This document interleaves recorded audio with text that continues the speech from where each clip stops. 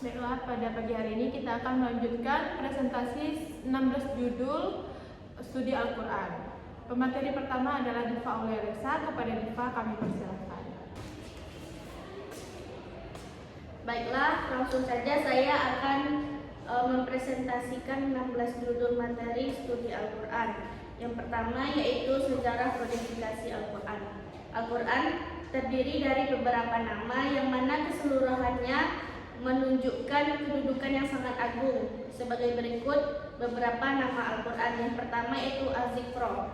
Az-Zikro berasal dari bahasa Arab yang berarti kemuliaan. Kemudian yang kedua At-Tanzil. At-Tanzil juga berasal dari bahasa Arab yang berarti sesuatu yang turun. Kemudian yang ketiga yaitu Al-Furqan. Al-Furqan berasal dari bahasa Aramia yang berarti membedakan atau memisahkan. Kemudian materi yang kedua yaitu Asbabun Nuzul. Asbabun Nuzul berasal dari dua kata yaitu asbab dan nuzul, di mana asbab berarti sebab, karena atau lantaran, dan nuzul berarti turun.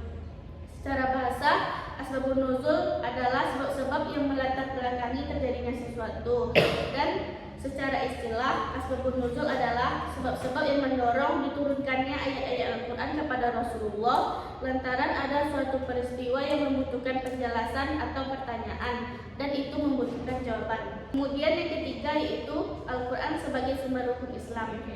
Al-Quran merupakan kitab suci Islam yang memiliki peran sentral dalam mengatur berbagai aspek kehidupan manusia, termasuk dalam pembentukan sistem hukum Islam. Kemudian yang keempat yaitu konsep hukum Islam dalam Al-Quran. Al-Quran tidak hanya dipandang sebagai kitab suci saja, tetapi juga sebagai pedoman bagi umat manusia dalam menjalankan kehidupan mereka. Kemudian materi yang kelima yaitu studi Al-Quran tentang etika dan moral, di mana etika berasal dari bahasa Yunani yaitu ethos yang berarti adat atau kebiasaan. Kemudian moral berasal dari kata moralitas dan dalam bahasa Arab dikenal dengan akhlak yang berarti ajaran tentang baik dan buruk perilaku manusia. Kemudian materi yang keenam yaitu konsep tauhid dalam Al-Quran. Tauhid merupakan konsep fundamental dalam ajaran Islam yang menjadi dasar bagi seluruh keyakinan dan praktik keagamaan umat muslim. Secara etimologi kata tauhid berasal dari bahasa Arab yang berarti mengesahkan atau menyatukan. Kemudian yang ketujuh yaitu keadilan dalam perspektif Al-Quran. Dalam Kamus Besar Bahasa Indonesia, keadilan dapat diartikan dengan sama berat, tidak berat sebelah, dan tidak memihak. Artinya tidak melebihi atau mengurangi daripada yang sewajarnya. Kemudian materi yang kedelapan yaitu konsep pendidikan dalam perspektif Al-Quran. Pendidikan dalam perspektif Al-Quran tidak sekadar dipahami sebagai proses transfer ilmu pengetahuan, melainkan merupakan suatu aktivitas spiritual, moral, intelektual, dan sosial yang berlandaskan pada nilai-nilai wahyu ilahi. Kemudian materi yang kesembilan yaitu konsep studi Al-Quran dalam etika pada lingkungan.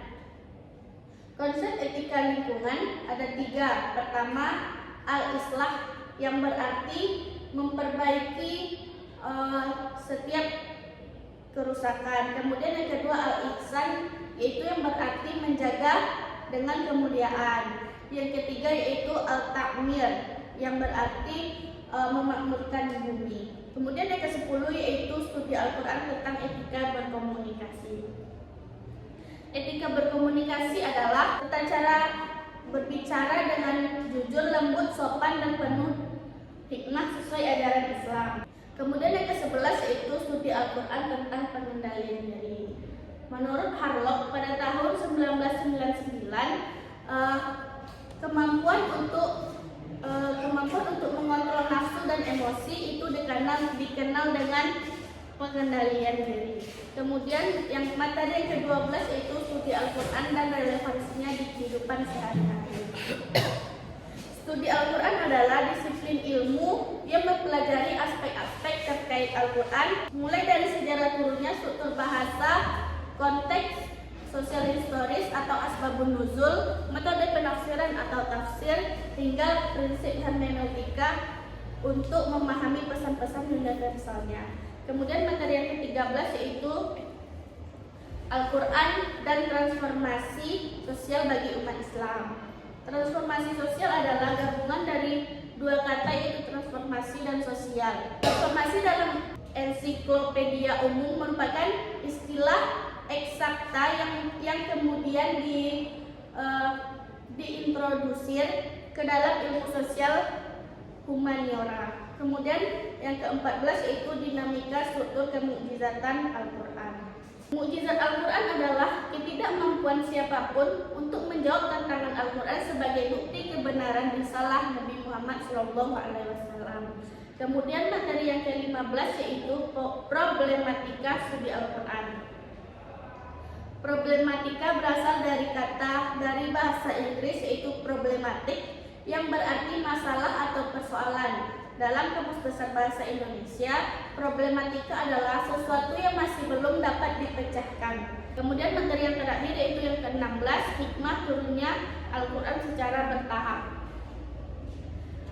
Hikmah penurunan Al-Quran secara bertahap yaitu menguatkan hati Nabi Muhammad SAW dalam menerima dan menyampaikan kalam Allah kepada umat manusia sebagai mukjizat untuk menjawab dan mematahkan tantangan dari kaum kafir yang sering mengajukan pertanyaan dengan tujuan melemahkan, menantang dan menguji kenabian Rasulullah seperti pertanyaan tentang kapan datangnya kiamat dan memudahkan Nabi dalam menghafal lafaz Al-Quran.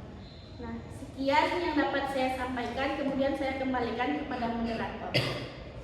Baik, terima kasih kepada Diva Aulearesa yang sudah menyampaikan 16 materi materi modul.